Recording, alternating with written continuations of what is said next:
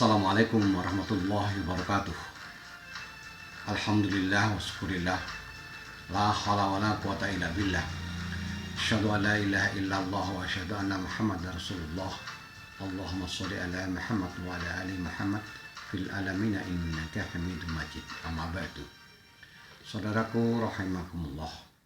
Pertemuan kali ini kami ingin sampaikan sebuah judul, yaitu jodoh di balik susu. Di dalam sebuah hadis dikisahkan oleh Abdullah dari bapaknya, yaitu Zubair, dari kakeknya, yaitu Aslam,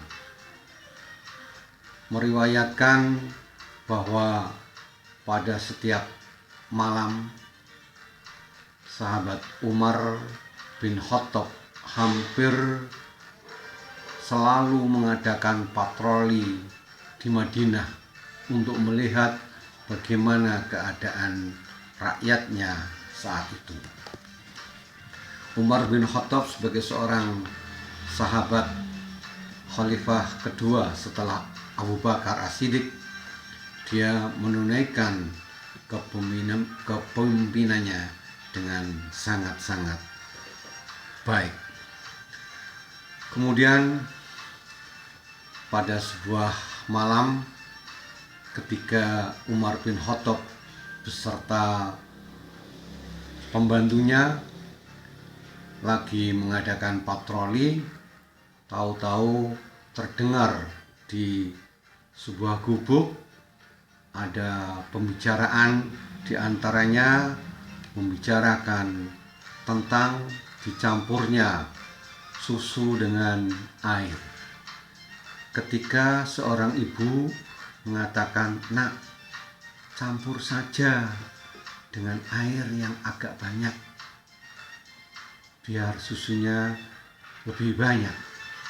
Tetapi si anak mengatakan, "Jangan Bu, nggak boleh.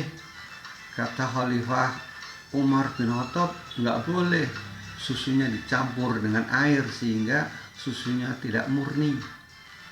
"Ah, kamu itu nggak apa-apa. Toh Umar bin Khattab nggak melihat kita di rumah malam begini."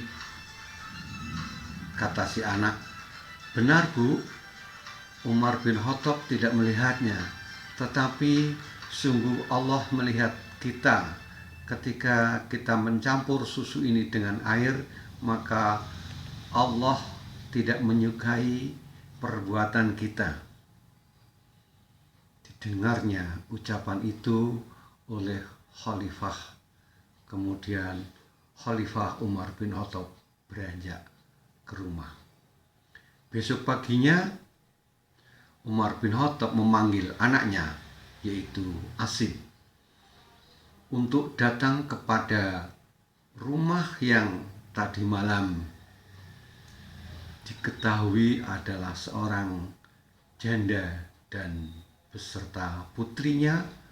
Asim disuruh melamarnya, dan ketika sudah menjadi istrinya, turunlah seorang perempuan yang diberi nama Laila. Dan Laila itu akhirnya menikah dengan Abdul Aziz.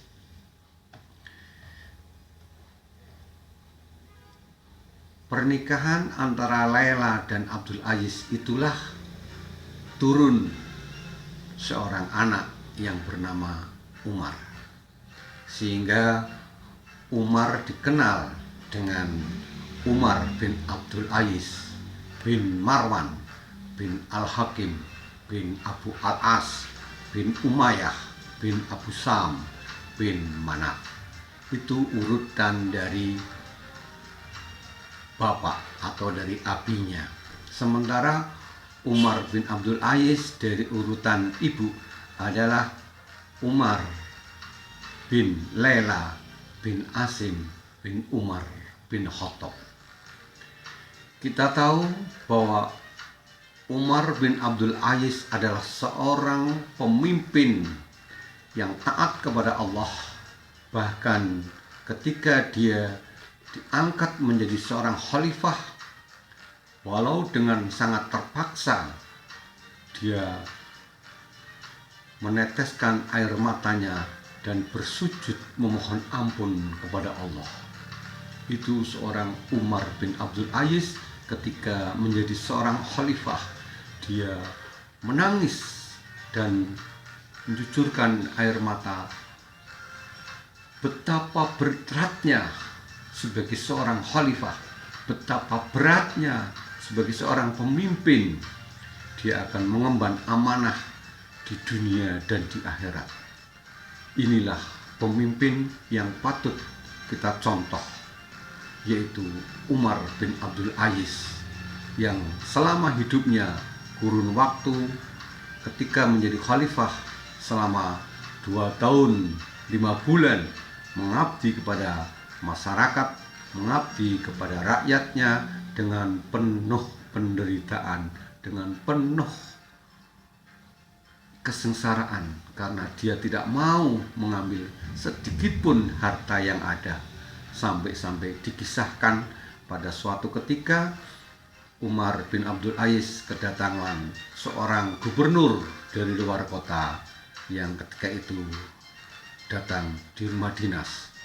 Kemudian karena keadaan malam, kemudian dinyalakanlah lampu minyak. Tetapi ketika seorang gubernur mengatakan bahwa kita akan menyampaikan sesuatu soal pribadi, Umar bin Abdul Aziz mematikan lampunya dalam keadaan gelap. Kemudian, silahkan wahai gubernur, akan kau katakan apa?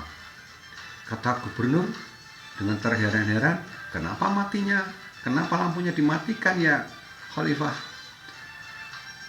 Lampu ini adalah milik negara, sementara kau akan mengatakan kepentingan pribadi kepada saya. Ini contoh seorang pemimpin untuk mengambil sedikit cahaya saja dari sinar yang untuk kepentingan pribadinya dia tidak mau. Betapa sekarang pemimpin-pemimpin yang justru mengambil kekuasaan, mengambil uang rakyat, memanipulasi, mengkorupsi, tidak kenal halal dan haram. Mereka embat semuanya. Kalau mereka tidak kenal agama, tidak kenal Islam, mungkin gak masalah. Tetapi yang melakukan demikian tidak hanya seorang pemimpin, petinggi, bahkan mereka mengenal agama, yang notabene di depannya bertitel Kiai Haji, Profesor, Doktor, yang di belakangnya SHMA, PhD dan sebagainya. Tetapi karena moralitas yang sudah tidak kenal, dekadensi moralnya sudah runtuh, maka akan dibawa kemana negeri ini kalau tidak kita kembali seperti pemimpin-pemimpin yang bagus, yaitu semacam Umar bin Abdul Aziz. Semoga yang sedikit ini bisa menginspirasi kita semua. Billahi taufiq wal hidayah. Wassalamualaikum warahmatullahi wabarakatuh.